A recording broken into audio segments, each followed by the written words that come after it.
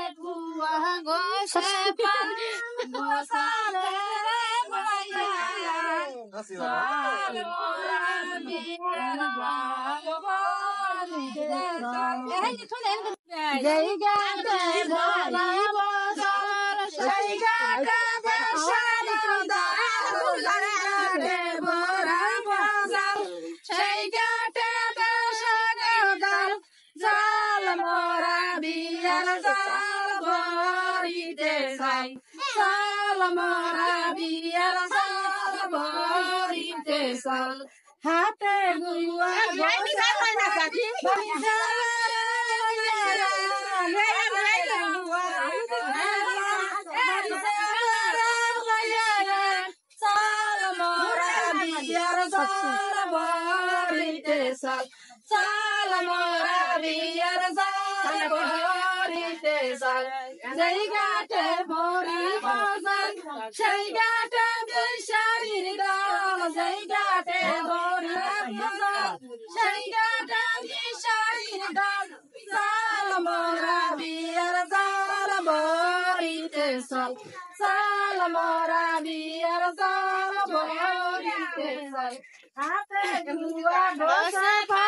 manani jana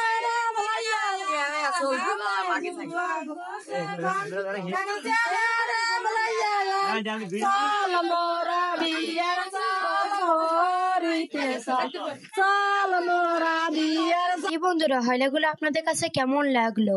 আমাদের শহরের বিয়ে তো হয়লা মানে কিছু শব্দই শোনা যায় না, আর গ্রামে কিনা হয়লারই পাগল সবাই। গান বাজনা নিষিদ্ধ, বক্স ছিল, তারপরও গান ছাড়েনি, সবাই মুখে মুখে হয়লা গাইতেছে। আর এই হয়লাগুলো শুনতেও কিন্তু মাশাআল্লাহ অনেক ভালো লাগে। আর এখানে আবার ট্রে অনেক কিছু ফলমূল সাজিয়ে এনেছে, হলুদ, মেহেদি পাতা, আরো কত কি বেটেছে।